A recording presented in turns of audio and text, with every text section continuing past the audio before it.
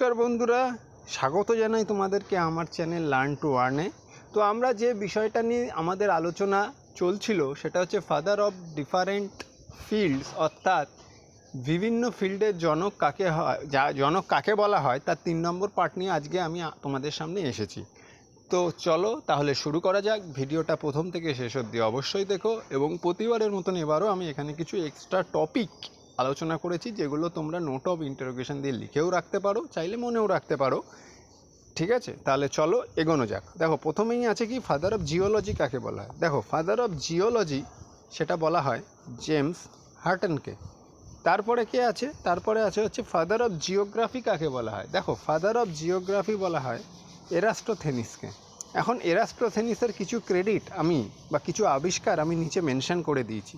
তাহলে এরাস্টোথেনিস কী আবিষ্কার করেছিলেন? তিনি first measured the diameter of earth, অর্থাৎ পৃথিবীর ব্যাস সর্বপ্রথম কে মাপেন?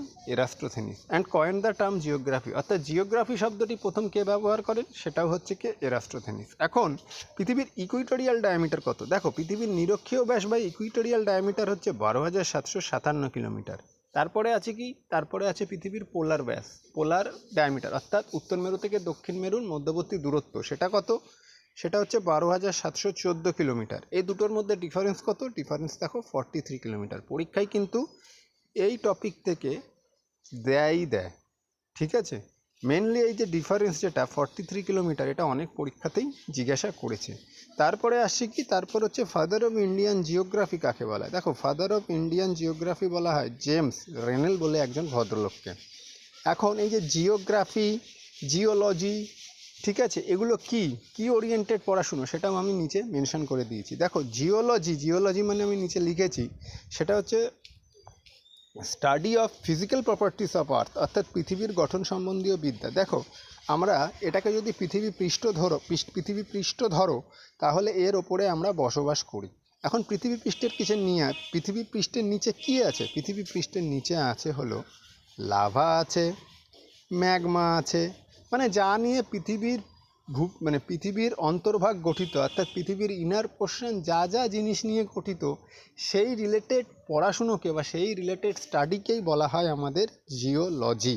ঠিক আছে, তারপরে হচ্ছে জিওগ্রাফি। দেখো জিওগ্রাফি কাকে বলা হয়? জিওগ্রাফি হচ্ছে study of physical properties of earth, অর্থাৎ পৃথিবীর উপরে উপস্থিত নদী, পাহাড়, পর্বত সম্বন্ধীয় বিদ্যা।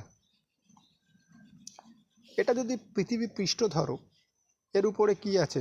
পাহাড় আছে, পর্বত আছে, নদী আছে, এই রিলেটেড যে পড়াশুনো তাকেই বলা হয় কি? তাকেই বলা হয় জিওগ্রাফি। আর এই পৃথিবীর পৃষ্ঠের নিচে অর্থাৎ লাভা, ম্যাগমা, এই ওরিয়েন্টেড স্টাডিকে কি বলা হয়? এই ওরিয়েন্টেড স্টাডিকে বলা হয় হচ্ছে জিওলজি। ঠিক আছে, জিওলজি। ঠিক আছে, এখন পরবর্তী আসছি, জিওডিসি কাকে বলা হয়? দেখো study of shape of the earth, অর্থাৎ পৃথিবীর আকার সম্বন্ধীয় বিদ্যা। আগের স্লাইডে তোমাদের আমি দেখিয়েছিলাম যে পৃথিবীর ইকুইটোরিয়াল ডায়ামিটার 12,757 এবং পৃথিবীর পোলার ডায়ামিটার 12,714, অর্থাৎ যদি এটাকে পৃথিবী ধরো তাহলে এইটা হচ্ছে ইকুইটোরিয়াল ডায়ামিটার, যার লেন্থ হচ্ছে 12,757 কিলোমিটার, আর এটা হচ্ছে পোলার ডায়ামিটার, যার লেন্থ হচ্ছে 12,714 কিলোমিটার। এই যে দুটো ডিফারেন্স হওয়ার ফলে পৃথিবী কিন্তু দুই মেরুতে একটু চ্যাপ্টা, অর্থাৎ পোল রিজিয়ানে একটু চ্যাপ্টা, এবং নিরক্ষীয় অঞ্চল বা ইকুইটোরিয়াল রিজিয়ানে একটু স্থিত, অর্থাৎ নিটোল গোল নয়। ঠিক আছে, এই যে পৃথিবীর যে এই স্পেসিফিক আকার, পৃথিবীর এই স্পেসিফিক আকারকেই বলা হয় আকার ওরিয়েন্টেড স্টাডিকেই বলা হয় কি? সেটা হচ্ছে জিওডিসি। কি বলা হয়? জিওডিসি। তারপরে কি আছে দেখো, সেটা হচ্ছে এখন পৃথিবীকে ইউনিভার্সের কেন্দ্রে কে জায়গা দেন? পৃথিবীকে ইউনিভার্সের কেন্দ্রে জায়গা দেন হচ্ছেন টলেমি বলে একজন বিজ্ঞানী। Geocentric model of the universe যাকে বলা হয়। ঠিক আছে, জিও মানে কি? জিও মানে হচ্ছে পৃথিবী সম্বন্ধীয়, সে পৃথিবীর আকার হোক, পৃথিবীর অন্তর্ভাগের বিদ্যা হোক, বা পৃথিবীর উপরিভাগ ওরিয়েন্টেড বিদ্যা হোক, মানে জিও দিয়ে যাই শুরু হয় সেটা পৃথিবী রিলেটেড। তাহলে কি জিওসেন্ট্রিক মডেল অফ ইউনিভার্স বা পৃথিবী কেন্দ্রিক মডেল অফ ইউনিভার্স, তার ধারণা প্রথম কে দেন? তার ধারণা প্রথম দেন হচ্ছেন টলেমি। তারপরে কি, টলেমির পরে কোপার্নিকাস বলে একজন বিজ্ঞানী আসেন, তিনি সর্বপ্রথম সোলার সিস্টেম বা সৌরজগৎ আবিষ্কার করেন। এবং তিনি টলেমির ওই যে ধারণাটাকে পাল্টে তিনি কি করেন, তিনি সূর্যকে ইউনিভার্সের কেন্দ্রে নিয়ে আসেন। দেখো, টলেমি বলেছিলেন কি পৃথিবী ইউনিভার্সের কেন্দ্রে আছে, কোপার্নিকাস কি করলেন, কোপার্নিকাস টলেমির পরে আসলেন এবং তিনি সৌরজগৎ আবিষ্কার করলেন এবং তিনি পৃথিবীর পরিবর্তে সূর্যকে ইউনিভার্সের কেন্দ্রে নিয়ে আসলেন। এবং তার এই মডেলটার তিনি নাম দিলেন কি, heliocentric model. Heliocentric model of the universe. দেখো, হেলিও মানে হচ্ছে গ্রিক শব্দ, হেলিও কথার অর্থ হচ্ছে সূর্য, ঠিক আছে। তাহলে সূর্য কেন্দ্রিক মডেল অফ ইউনিভার্স, সেটা কে বলেন, সেটা বলেন হচ্ছেন কোপার্নিকাস। তারপরে কি, কোপার্নিকাসের পরে আসেন কেপলার বলে একজন বিজ্ঞানী। কোপার্নিকাসের পরে আসেন কেপলার বলে একজন বিজ্ঞানী। তিনি কি আবিষ্কার করেন, তিনি প্ল্যানেট বা গ্রহ আবিষ্কার করেন এবং তিনি সূর্যকে সোলার সিস্টেমের কেন্দ্রে নিয়ে আসেন। অর্থাৎ কেপলার কি বলেছিলেন, কেপলার বলেছিলেন সূর্য হচ্ছে সোলার সিস্টেমের কেন্দ্রে আছে। এই যে ধারণাটা তিনি দেন সেটাই হচ্ছে অ্যাকচুয়ালি সঠিক। টলেমি বা কোপার্নিকাস যেটা দিয়েছিলেন সে দুটোই ছিল ভুল, কেপলারেরটাই হচ্ছে একমাত্র সঠিক, ঠিক আছে। অর্থাৎ আমাদের যে সৌরজগৎ আছে সেই সৌরজগতের কেন্দ্রে সূর্যের অবস্থান এবং তাকে ঘিরে গ্রহগুলো একটা এলিপ্টিক্যাল পথে প্রদক্ষিণ করে, এটাই তো আমরা জানি। তাহলে এইটাই হচ্ছে সঠিক ধারণাটা তিনি দেন। এবং এর জন্য তিনি, দেখো লেখা আছে ল অফ প্ল্যানেটারি মোশন, এটাও কে বলেন, ল অফ প্ল্যানেটারি মোশন, এই ধারণাটাও দেন কেপলার। যেমন নিউটন তিনটে ল বলেছিলেন, first law, second law and third law, তেমনি কেপলারও তার বলা প্ল্যানেটারি মোশনে তিনখানা লয়ের কথা মেনশন করেছিলেন। অনেক সময় প্রশ্ন দেয় যে law of planetary motion proposed by হোম, অর্থাৎ ল অফ প্ল্যানেটারি মোশনের কথা প্রথম কে বলেন, তার উত্তর হচ্ছে কি, তার উত্তর হচ্ছে কেপলার। ল অফ প্ল্যানেটারি মোশনে কতগুলো সূত্র আছে, দেখো ল অফ প্ল্যানেটারি মোশনে টোটাল তিনখানা সূত্র আছে, এটাও তোমার পরীক্ষায় দেয়। তারপরে আসছি পরের টপিকে। দেখো, প্রথম ওয়ার্ল্ডের ম্যাপ কে আঁকেন, প্রথম ওয়ার্ল্ডের ম্যাপ আঁকেন অ্যানাক্সিমেন্ডার বলে একজন। প্রথম ভারতের ম্যাপ কে আঁকেন, প্রথম ভারতের ম্যাপ আঁকেন অ্যানি ভ্যালি বলে একজন। এবং ভারতের ম্যাপকে ওয়ার্ল্ডের ম্যাপে কে জায়গা দেন, ভারতের ম্যাপকে ওয়ার্ল্ডের ম্যাপে জায়গা দেন কে, সেই টলেমি। তারপরে আসছি কি, father of economics, micro economics এবং মডার্ন ইকোনমিক্স, অর্থাৎ সবগুলো একই।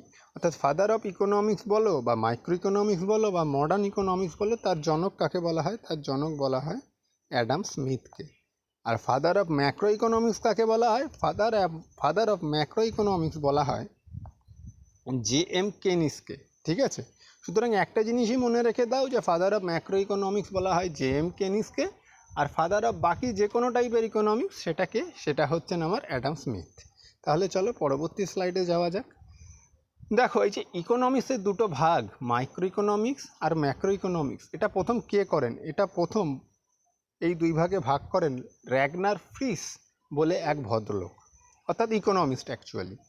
এবং তিনি কি হন, তিনি 1969 সালে যে বছর থেকে প্রথম ইকোনমিক্সে নোবেল দেওয়া শুরু হয় সেই বছর এই র্যাগনার ফ্রিস এবং জিন টিনবার্জেন বলে দুই ব্যক্তি ইকোনমিক্সে প্রথম নোবেল পান। তারপরে কি, তারপরে আসছি অ্যাডাম স্মিথ, অর্থাৎ যাকে আমি বললাম father of economics, father of modern economics, father of micro economics, কাকে বলা হয়, অ্যাডাম স্মিথকে। তিনি কোন বইটা লেখেন, তার লেখা বইয়ের নাম হচ্ছে ওয়েলথ অফ নেশন।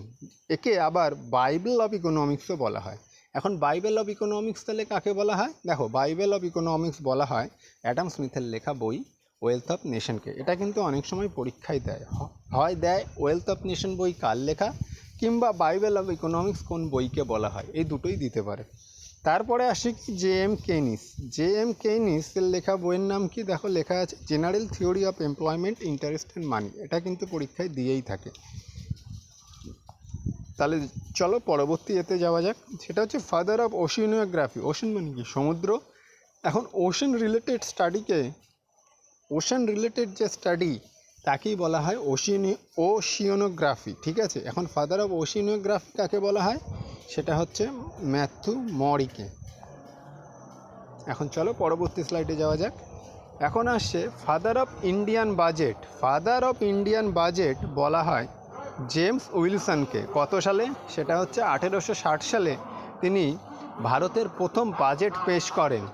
এই 1860 সালের বাজেট যেটা তিনি পেশ করেছিলেন তার কারণ কি ছিল? দেখো, 10ই মে 1857 সালে প্রথম সিপাহী বিদ্রোহ শুরু হয় এবং এটা প্রায় 1 থেকে 2 বছর স্থায়ী ছিল এবং এর ফলে ভারতের ইকোনমিক সিস্টেমে অনেক লস হয় অ্যাকচুয়ালি বলতে পারো। এবং তারই কারণ হিসাবে 1860 সালে জেমস উইলসন প্রথম বাজেট পেশ করেন। তারপরে কি? তারপরে দেখো লেখা আছে first budget of independent India. সেটা কত সালে? 26শে নভেম্বর 1947, অর্থাৎ 15ই আগস্ট 1947-এ ভারত স্বাধীন হওয়ার পর 26শে নভেম্বর 1947 সালে স্বাধীন ভারতের প্রথম বাজেট পেশ হয় বাই ফিনান্স মিনিস্টারকে। দেখো তখন ফিনান্স মিনিস্টার ছিলেন আর.কে. ষণ্মুখম শেট্টি বলে এক ব্যক্তি। অর্থাৎ ভারতের প্রথম ফিনান্স মিনিস্টার হচ্ছেন আর.কে. ষণ্মুখম শেট্টি। বর্তমান প্রেজেন্ট ফিনান্স মিনিস্টার কে আছেন? নির্মলা সীতারামন। তিনি কে? তিনি হচ্ছেন ফুল টাইম। ফার্স্ট দেখো লেখা আছে first full time female finance মিনিস্টারকে, সেটাও হচ্ছেন Nirmala Sitharaman. First female defence মিনিস্টারকে ফুল টাইম, সেটাও দেখো নির্মলা সীতারামন। অর্থাৎ ভারতের প্রথম মহিলা স্থায়ী অর্থমন্ত্রী, প্রথম মহিলা স্থায়ী প্রতিরক্ষা মন্ত্রী অর্থাৎ ডিফেন্স মিনিস্টার, এই দুটোইকে নির্মলা সীতারামন। কিন্তু যদি প্রশ্ন দেয় ফার্স্ট ফিমেল ফিনান্স মিনিস্টার বা ডিফেন্স মিনিস্টার বা ফরেন মিনিস্টারকে, সেটাকে ইন্দিরা গান্ধী। অর্থাৎ ভারতের কিন্তু ইন্দিরা গান্ধী ছিলেন অস্থায়ী, অর্থাৎ 2 বা 3 মাসের জন্যই তিনি এই পদটায় বসেছিলেন। তাহলে 2 ধরনের হয়, সেটা হচ্ছে ফুল টাইম আর একটা হচ্ছে পার্ট টাইম বলতে পারো। ফুল টাইম যদি বলে কে ভারতের মহিলা অর্থমন্ত্রী প্রথম, সেটা হচ্ছে নির্মলা সীতারামন। আর ফুল টাইম যদি কোনো ডিফেন্স মিনিস্টার বলে প্রথম মহিলা, সেটাও হচ্ছে কি নির্মলা সীতারামন। আর যদি বলে ফুল টাইম কথাটা যদি মেনশন করা না থাকে, তাহলে ডিফেন্স বলো, ফিনান্স বলো, আর এইদিকে তোমার ফরেন বলো অর্থাৎ বিদেশ, তার প্রথম মহিলা মন্ত্রী কে ছিলেন? তিনি হচ্ছেন ভারতের প্রথম মহিলা প্রাইম মিনিস্টার ইন্দিরা গান্ধী। তাহলে চলো পরবর্তী স্লাইডে যাওয়া যাক। দেখো লেখা আছে ফার্স্ট ফিমেল ফরেন মিনিস্টার কে ছিলেন ফুল টাইম, সেটা হচ্ছেন কে? সুষমা স্বরাজ। অর্থাৎ ইন্দিরা গান্ধী তো ফার্স্ট ফিমেল ফরেন মিনিস্টার ছিলেনই, কিন্তু তিনি ছিলেন সেটা অস্থায়ী। তারপরে স্থায়ী হিসাবে কে আসেন? স্থায়ী হিসাবে প্রথম মহিলা বিদেশমন্ত্রী হন সুষমা স্বরাজ। তিনি কত তারিখে মারা যান? তিনি মারা যান হচ্ছেন 6ই আগস্ট 2019 সালে। তারপরে আর একটা টার্ম আছে ডিমানিটাইজেশন, সেটা হয়েছিল কত সালে? 8ই নভেম্বর 2016 সালে। তখন ফিনান্স মিনিস্টার কে ছিলেন? তখন ফিনান্স মিনিস্টার ছিলেন অরুণ জেটলি। এটাও কিন্তু পরীক্ষায় অনেক সময় দেয়। এবং তখন আরবিআইয়ের গভর্নর কে ছিলেন? দেখো এটাও লিখে রাখতে পারো। তখন আরবিআইয়ের গভর্নর ছিলেন উর্জিত পটেল। ঠিক আছে। এখন বর্তমানে আরবিআইয়ের গভর্নর কে আছেন? বর্তমানে আরবিআইয়ের গভর্নর আছেন শক্তিকান্তা দাস অর্থাৎ এসডি। তারপরে আসছি দেখো 26শে নভেম্বর। দেখো 26শে নভেম্বর দিনটিকে আবার ইন্ডিয়ান কনস্টিটিউশন ডেও বলা হয়, কারণ 26শে নভেম্বর 1949 এই দিনটিতে ভারতের সংবিধান গৃহীত হয় এবং 26শে জানুয়ারি 1950 সাল থেকে ভারতের সংবিধান লাগু হয়। তারপরে কে আছে দেখো, সেটা হচ্ছে ফাদার অফ লিঙ্গুইস্টিক ডেমোক্রেসি। সেটা কাকে বলা হয়? পট্টি শ্রী রামালুকে। এখন এই লিঙ্গুইস্টিক ডেমোক্রেসিটা কি? সেটা হচ্ছে ভারতবর্ষে তো বিভিন্ন ভাষাভাষীর মানুষের বসবাস। এখন ভাষার ভিত্তিতেই আমাদের অ্যাকচুয়ালি রাজ্যগুলো তৈরি। যেমন বাংলায় তোমার বাংলা ভাষা, আসামে অসমিয়া ভাষা, অন্ধ্রপ্রদেশে কি আছে? অন্ধ্রপ্রদেশে, তেলেঙ্গানায় আছে তেলেগু, তামিলে তামিল, কর্ণাটকে কন্নড়, কেরালাতে মালায়ালাম, গোয়ায় কঙ্কনি। ঠিক এইরকমভাবে ভাষার ভিত্তিতেই আমাদের রাজ্যগুলো তৈরি হয়েছিল। এখন প্রথম এই ভাষার ভিত্তিতে বা লিঙ্গুইস্টিক বেসিসে রাজ্য তৈরি করার জন্য আন্দোলন কে করেন, সেটা হচ্ছেন পট্টি শ্রী রামালু বলে একজন। এবং তার এই আন্দোলনের ফলে প্রথম যে রাজ্যটা ভাষার ভিত্তিতে তৈরি হয় সেটা হচ্ছে অন্ধ্রপ্রদেশ। কত সালে? 1953 সালে। ঠিক আছে। তারপরে আসছি কি, ফাদার অফ ইন্ডিয়ান কমিক অর্থাৎ কমিক বুকের জনক ভারতের কাকে বলা হয়, সেটা হচ্ছে অনন্ত পাই বলে একজন। তারপরে আছে কি, ফাদার অফ পিসেন্ট মুভমেন্ট অর্থাৎ ক্ষুদ্র চাষির বিদ্রোহের, ক্ষুদ্র কৃষক বিদ্রোহের নেতা কাকে বলা হয়, সেটা হচ্ছে এনজি রাঙ্গা বলে একজন ব্যক্তিকে। তাহলে চলো পরবর্তী স্লাইডে যাওয়া যাক। দেখো এখানে বলা আছে কি, ফাদার অফ ভেটেরিনারি সায়েন্স কাকে বলা হয়, অর্থাৎ পশু পাখি রিলেটেড যে ভেটেরিনারি মানে তোমরা সকলেই জানো যে পশু পাখি রিলেটেড চিকিৎসা বিজ্ঞান যেটাকে বলা হয়। এখন ফাদার অফ ভেটেরিনারি সায়েন্স কাকে বলা হয়, দেখো ফাদার অফ ভেটেরিনারি সায়েন্স বলা হয় শালিহোত্রা বলে একজন। তারপরে কে আছে, তারপরে হচ্ছে ফাদার অফ ইঞ্জিনিয়ারিং তথা সিভিল ইঞ্জিনিয়ারিং কাকে বলা হয়, সেটা বলা হয় এম বিশ্বেশ্বরৈয়া বলে দক্ষিণ ভারতের একজন লোককে।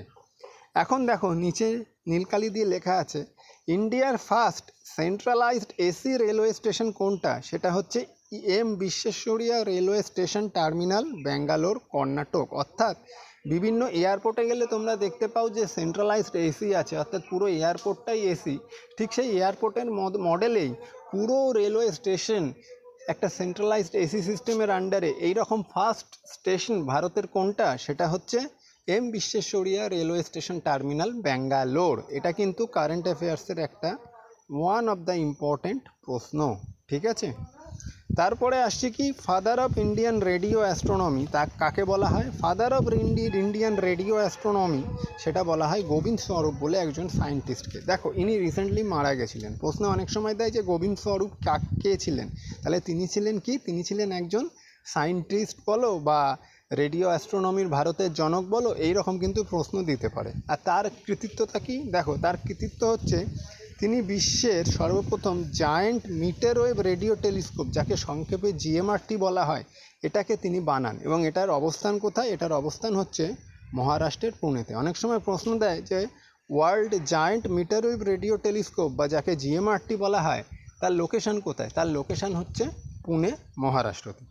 তো আজকের জন্য এই পর্যন্তই। আশা করি ভিডিওটা পছন্দ হয়েছে, এবং যদি পছন্দ হয় তাহলে লাইক, শেয়ার এবং সাবস্ক্রাইব করতে ভুলো না। অসংখ্য ধন্যবাদ বন্ধুরা।